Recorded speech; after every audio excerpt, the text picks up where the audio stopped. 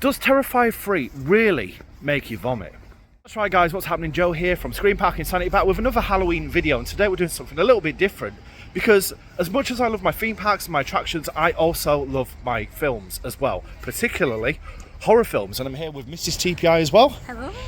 So yeah, as you probably guessed by now, we're off to see Terrifier 3. We've seen the previous two, absolutely love them, we're huge horror buffs, and this is supposed to be the most insane, gory, sadistic horror film that's come out in recent times. And there's a lot of people out there saying that yes, this does make you vomit, and it does make you sick. Well, we're going to put that to the test, because in all fairness, as much as I do have a strong stomach, if it really is that bad, it should probably have some sort of effects on me. So yeah, we're going to go in and watch the film. Unfortunately, as you probably know, I can't show you anything inside, but what I'm going to do is I'll share my full thoughts and first reactions after we've been in. Let's go.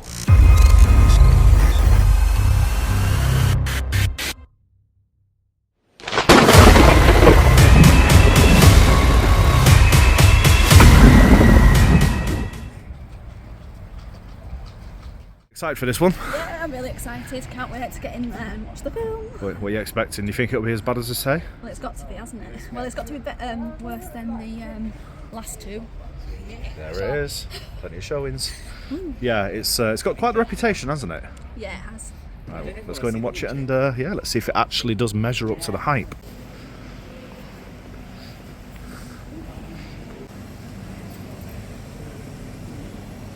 Right, going in. See you on the other side. Let's go.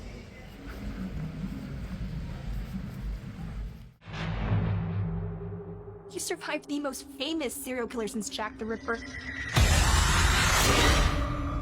The 5-year anniversary is coming up. I think a lot of people would really like to hear from you after all this time. Want to know what it's like to be in the presence of that kind of evil. What goes through your brain when he's close enough to you. You feel his breath.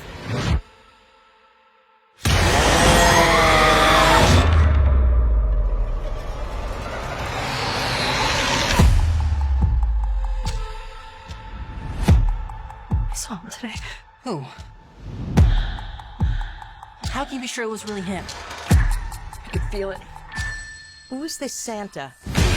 He's scaring my kid.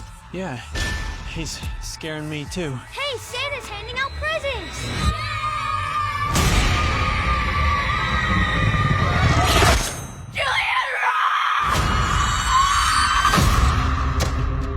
Why would he come back here? Even if he was alive, which he isn't. Wouldn't you want to get as far away from here as possible, as far away from you? We both know this isn't over.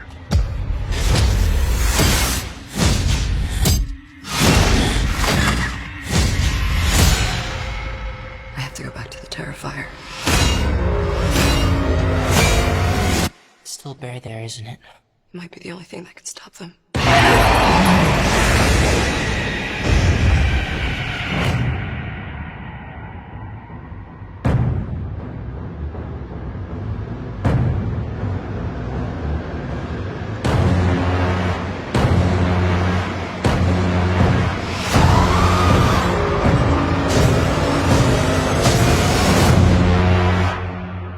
Looking forward to the best Christmas ever, filled with fun, smiles, and laughter.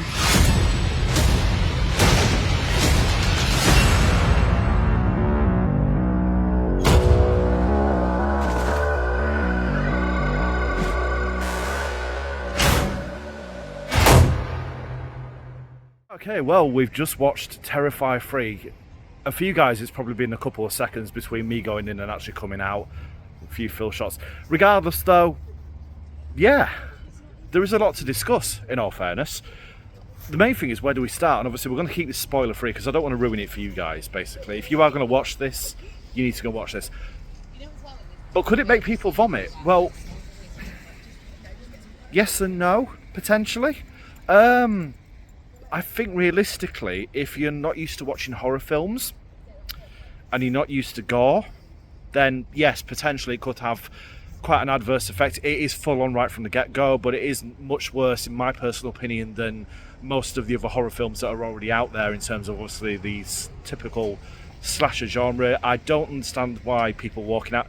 There's certain things I do understand about it. Obviously there are certain people or certain characters that are killed off in the first couple of minutes, that could probably upset quite a few people. I get that, and it does happen a few times throughout the film.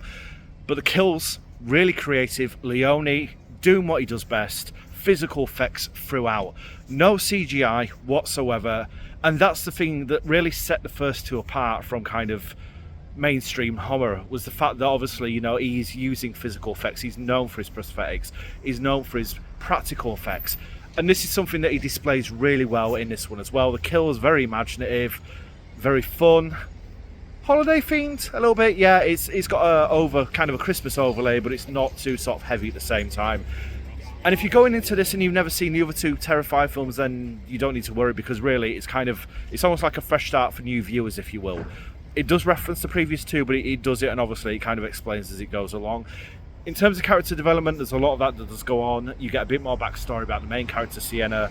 You get a bit more about potential origins for Art, and obviously a little bit more about kind of why things are happening the way they are. But overall, yeah, it's a really good film. It's not, in my personal opinion, as good as the second.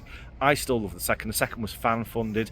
And the main thing with number 3 to notice really is the fact that from the get-go there is literally this really smooth, glossy kind of finish to the film. It feels much more big budget. It feels much more mainstream than the previous two did. The idea of Terrifier is to have, it's almost like a grimy sort of 80s style slasher, video nasties kind of film. You know, there was always that grainy kind of aesthetic to the film, and sort of just like a really sort of like old school sort of style feel, I think is probably the best way to put it.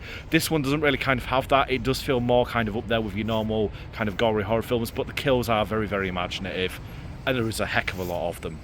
But those are my thoughts. Let's see what Mrs. TPI thought. Right, Mrs. TPI, your thoughts on Terrifier 3? Yeah, pretty much the same as you. I don't think it's as good as the first or the second one, but I really enjoyed watching it.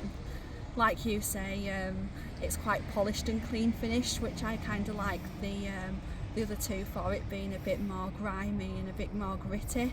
I think it goes along with the, I suppose, the nasties and nasty killings and gore that you see in the film. There's a lot of it, to be fair. Yeah, I mean, it is a gore fest, making no mistake of that whatsoever. Oh yeah, it is, and that sort of gore and sort of what happens there almost makes, well, you shouldn't do, but it's almost sort of laughable because it's so slapstick and he's so funny as well. The comedy element is on top, isn't he? And he's got such a sort of character without even speaking. Yeah. You see his personality shine through, and at the end, it's not really a spoiler, but he almost looks sad in the bus stop, and I feel a bit sorry for him. Yeah, he does. He looks a bit defeated, in all Yeah. fairness, doesn't he, at the end? Which is, I mean, they've left it open for a fourth, and Leone's confirmed that's happening. But yeah, it's definitely open, isn't it? Yeah. It does leave it on a bit of a cliffhanger. Absolutely. And I think the next film will take it into something completely different as well. There'll be a different storyline and different elements. Yeah, it leaves it open for a very different direction in the next one, doesn't it? In terms of obviously what could potentially happen with the story. Yeah.